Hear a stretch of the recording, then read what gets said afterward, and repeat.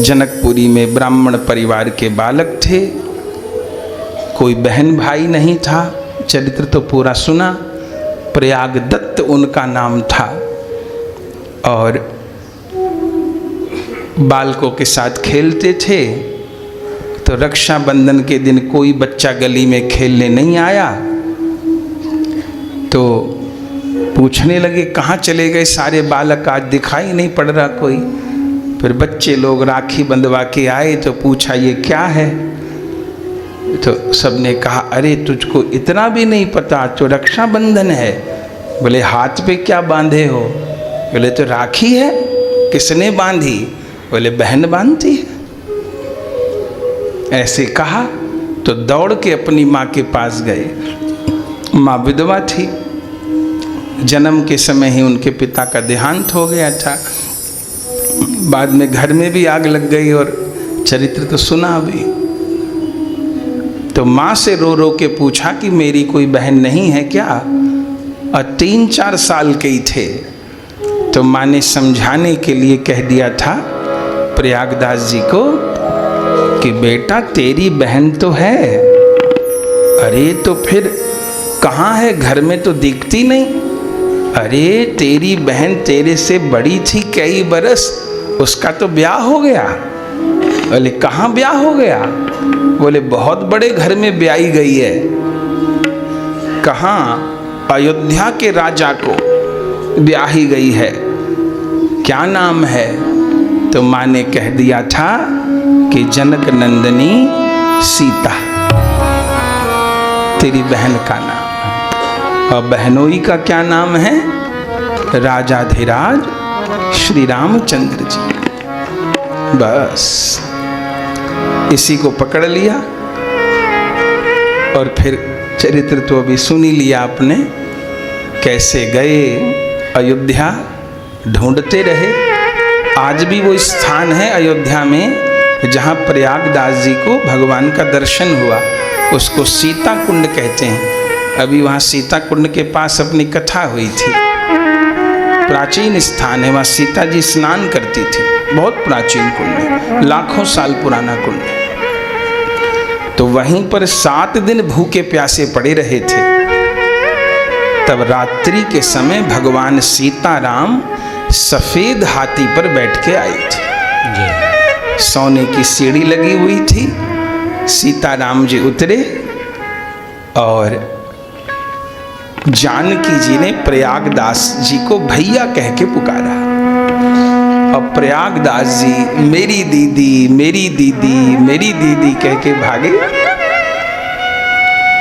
और जानकी जी राखी लेके आई थी,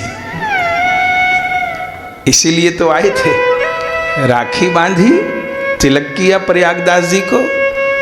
और प्रयागदास जी घर से मिठाई बनवा के माँ से लेके आए थे, चावल के आटे की। तो वो भगवान सीताराम को पवाई। और फिर आगे आपने सुना कई दिन रहे, फिर लौटे आए।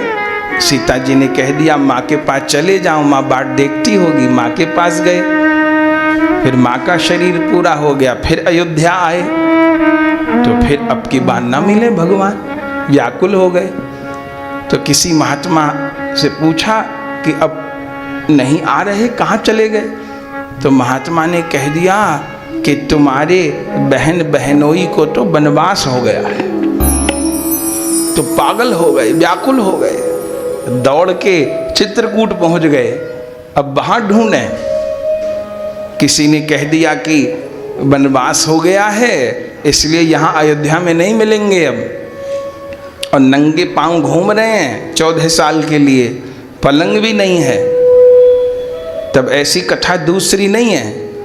प्रयागदास जी 3 जोड़ी पादुका बनवाए और 3 पलंग बनवाए, ठाकुर जी के छोटे छोटे जैसे पलंग होते हैं। और उन्हीं 3 पलंग को सिर पे रख के और उनके ऊपर 3 पादुका, और ढूंढते रहे सीताराम जी को। और नाराज होते रहे राम जी को। अरे मना नहीं कर सकते थे पिताजी को, चले गए वन में।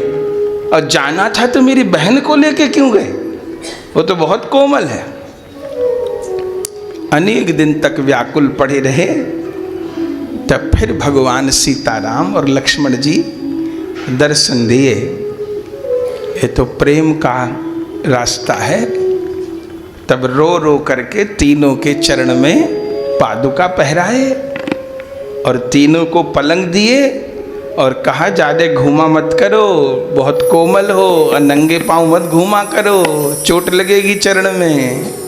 पादुका पहराई और तीनों को पलंग पे बिठाया, नीचे मत सोना, भूमि कठोर है। तो भगवान बैठ गए और फिर जानकी जी ने कहा भैया अब हमारा प्रभु का नियम है, तुम्हारा मन रखने के लिए पहन लिए, पर 14 बरस तो पादुका पहननी नहीं, पलंग पे सोना नहीं, और तुमको हमें देख देख के कष्ट होगा, तो तुम अयोध्या चले जाओ और हम आएंगे, अब तो कुछ ही बरस बचे हैं लौट के, तब तुम हमको ये सब भेंट कर देना, अभी तुम चले जाओ। तब पे अयोध्या आ गए, बरसों तक भजन किया। फिर भगवान सीताराम वन से लौट के आए तो वहीं सीता कुंड पर प्रयागदास जी महाराज पड़े थे। प्रिया प्रियतम उनको उठाए और कहे लौटे आए हम, अब चलो हमारे साथ। तब कनक मंदिर लेके जा रहे थे भगवान, तब रास्ते में प्रयागदास जी शरीर छोड़ दिए। ये सोच कर कि अब प्रभु घर आ गए, तब कनक भवन में दिव्य रूप से प्रकट हो गए। आज भी मामा प्रयागदास जी अयोध्या कनक भवन में विराजते हैं। आज भी उन संत का दर्शन होता है। तो ऐसा विलक्षण चरित्र भी सुना और चरित्र भी कथा से मेल खाता हुआ था। जो लीला हम लोग सुन रहे हैं भगवान सीताराम की, तो भक्त चरित्र भी उसके अनुकूल ही था। भगवान ने स्नान किया था, प्रभु ने अद्भुत श्रृंगार किया था। इस झांकी का तो कल वर्णन किए थे। और फिर यहाँ प्रसंग में लिखा है कि प्रभु बिलोक मुनि मन अनुरागा, तुरत दिव्य सिंहासन मांगा। इस चौपाई का क्या अर्थ है? तुरत दिव्य सिंहासन मांगा। बोले सिंहासन मांगा जाता है क्या? भाई सिंहासन कोई हल्की चीज तो है नहीं। सोने का इतना बड़ा सिंहासन है रतन जटित, जिसपे श्री राम विराजे हैं। जानकी जी के कोई ऐसा तो है नहीं कि कोई फूल माला है कि उसको उठा के ले आए। तो सिंहासन तो रखा होना चाहिए।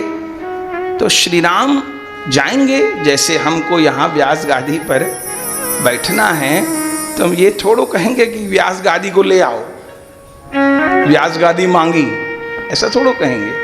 हमको चल के आना पड़ेगा।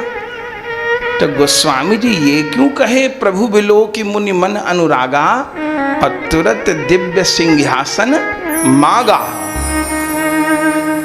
पहला अर्थ, ये राम राज की शुरुआत है और राजा सिंहासन के पास चल के जाते थे, पर श्री राम ने बताया कि मुझे सत्ता की, मुझे सिंहासन की जरूरत नहीं है, सिंहासन और सत्ता को मेरी जरूरत है। और लोग तो सत्ता के भूखे थे, सिंहासन के भूखे थे, इसलिए जाते थे। लेकिन श्री राम ने ये एक नया सिद्धांत प्रकट किया कि वो सिंहासन के पास नहीं गए, सिंहासन उन तक चल करके आया। लाख बार जरूरत हो है तो लौकिक चर्चा पर हमको बहुत अच्छी लगती है, इसीलिए कभी कभी हम याद करते हैं कथा में। एक बार जो उत्तर प्रदेश के मुख्यमंत्री हैं आदित्यनाथ योगी जी, तो वो गोरक्षनाथ पीठ के महंत हैं, सब जानते हैं। फिर वो मुख्यमंत्री बने। तो उनसे अब पत्रकार तो आड़े टेढ़े सवाल पूछते हैं। तो उनसे किसी पत्रकार ने पूछा, योगी जी आज आप मुख्यमंत्री बन गए, कल को आप मुख्यमंत्री न रहो तो क्या होगा? आज वोट मिली, कल ना मिले, कोई और नेता आ जाए, तो आज तो आप मुख्यमंत्री बन गए, बड़ा अच्छा काम किए, कल को न रह पाओ तो? अब देखिए महात्मा का क्या जवाब होता है, जो साधु होगा उसका क्या जवाब होता है। क्या बोले? बोले मुख्यमंत्री पद की मुझे जरूरत नहीं है, मुख्यमंत्री पद को मेरी जरूरत हो तो मुझे लाख बार सेवा में लिया जाए, लेकिन मैं जिस गोरक्षनाथ पीठ के महंत पद पर विराजमान हूं, उस पद के आगे लाखों मुख्यमंत्री के पद कुर्बान हैं। ये उनके मुख से सुना हुआ, ये सीधा हमने सुना हुआ है उनको बोलते हुए ये मुख से, कि मैं जिस गोरखनाथ जी की पीठ पर विराजमान हूं, उसके आगे मैं दुनिया के सबसे ऊंचे से ऊंचे पद को, प्रधानमंत्री और राष्ट्रपति के पद को भी तुच्छ मानता हूं। इतना माने अपनी गुरु परंपरा के प्रति, अपने स्थान के प्रति उनका इतना अहोभाव। तो राम जी के लिए सिंहासन मांगा गया, राम जी नहीं गए, पहली बात। दूसरी बात कि जिस सिंहासन पर अभी तक सब बैठे आए थे, उस पे राम जी नहीं बैठे। नहीं तो अगली पंक्ति क्या है कि रमी सम तेज सो बरनी न जाए। ये सब बातें कल कहने से रह गई, इसलिए कह रहे हैं। रवि सम तेज सो बरनी न जाई, और बैठे राम द्विजन सिर नाई। सिंहासन कैसा?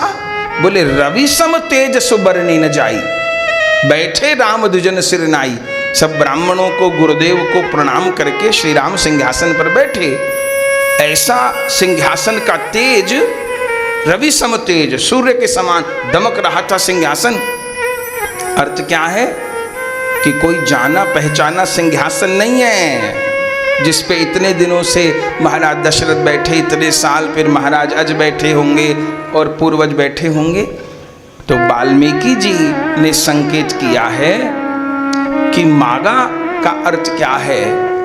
बोले जब श्री राम पधारे तब वशिष्ठ जी के हाथ में राज तिलक की सब व्यवस्था है, वो आचार्य भी हैं, गुरु भी हैं। तो उन्होंने मांगा, किससे मांगा? अपने पिता ब्रह्मा जी से मांगा। वशिष्ठ जी किसके पुत्र हैं? साक्षात लोक पिता ब्रह्मा जी के पुत्र हैं। तो ब्रह्मा जी से कहा, तब वह दिव्य सिंहासन जिस पर श्री राम विराजे, वो दिव्य सिंहासन ब्रह्मलोक से आया, ब्रह्मलोक से आया। उसका पूरा वर्णन किया है वाल्मीकि जी ने। तो कैसा वो सिंहासन है जिस पर विराजे। और एक विशेष बात कि राजा तो कितने विराजे थे, जैसे दशरथ जी भी राजा थे, वो भी विराजे, और भी राजा थे, पर किसी भी राजा के साथ रानी नहीं बैठी थी। कोई दशरथ जी के साथ कौशल्या जी सिंहासन पर नहीं बैठी थी, लेकिन राम राज में एक सबसे नई और बड़ी बात क्या हुई कि श्री राम जी जानकी जी को संग लेके बैठे। इसलिए क्या लिखा गोस्वामी जी ने? जनक सुता समेत रघुराई, अपेखी प्रहर से मुनि समुदाय। जानकी जी के संग भगवान सिंहासन पर विराजे। ये है राम जी का महिला को सम्मान। तो आज के नेता लोग बोलते हैं कैबिनेट में इतनी महिला मंत्री हैं, अरे 2 रह गई, 4 रह गई, अरे उस पार्टी ने बहुत बड़ा कमाल कर दिया, वो महिला को मुख्यमंत्री बना दिया, आज तक कितनी महिला राष्ट्रपति बन पाई, आज तक कितनी महिला मुख्यमंत्री बन पाई या प्रधानमंत्री बन पाई, या स्त्री तो केवल घर के चूल्हा तक है, रोटी बनाने तक है, और किसी क्षेत्र में नहीं। रामायण में देखिए ना, जानकी जी संग विराजी हैं। जय हो जय हो। और आप ये कहें कि राम जी ने चाहा होगा, राम जी कोई काम गुरु की आज्ञा के बिना नहीं करते, वो तो चलते भी हैं गुरु की आज्ञा से। तो इसका मतलब है कि राम जी की अपनी इच्छा नहीं है, राम जी ने कोई मनमानी नहीं करी है, वो गुरुदेव की आज्ञा है और गुरुदेव की इच्छा है। तो ये एक बहुत बड़ी बात है, बहुत बड़ी बात है कि सिंहासन पे संग लेके विराजे हैं। जनक सुता समेत रघुराई,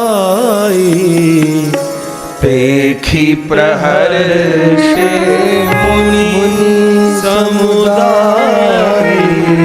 और जब जनक सुता के साथ भगवान सिंहासन पर विराजे तो देख करके सब संत मुनि लोग प्रसन्न हो गए और वेद मंत्र तब जन उचारे, नभ सुर मुनि जय जयति पुकारे। सबने जय जयकार की। और फिर प्रथम तिलक श्री वशिष्ठ जी कर रहे हैं। कैसा मुकुट प्रभु के माथे पर धराया है, वाल्मीकि जी वर्णन किए हैं। 7 खंड का मुकुट है, बहुत विशाल मुकुट श्री राम के माथे पर है। 7 खंड का मुकुट है।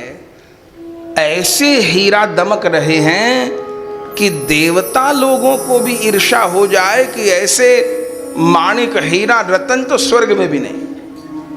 ऐसा श्री राम का मुकुट है, 7 खंड का मुकुट है श्री राम का, वाल्मीकि जी वर्णन किए। तो शीश पर मुकुट पधराया है और कैसे भगवान के दिव्य आभूषण हैं। करिमज्जन प्रभु भूषण साजे, अंग अनंग देख सत लाजे। गोस्वामी जी का एक एक शब्द आस्वादनीय है। कहते हैं कैसे आभूषण श्री राम ने पहरे हैं, बोले अंग अनंग देख सत लाजे। कोटि कोटि अनंग माने कामदेव मोहित हो जाएं, ऐसे प्रभु के श्री अंग की शोभा है। कैसे कुंडल पहरे हैं, कैसा तिलक, कैसे प्रभु के आभरण, गले में कौस्तुभ मणि दमक रही है प्रभु के, कैसे कंगन है, कैसे बाजूबंद है, कैसी करधनी है। अयोध्या में राम लला जी का दर्शन आप करिए।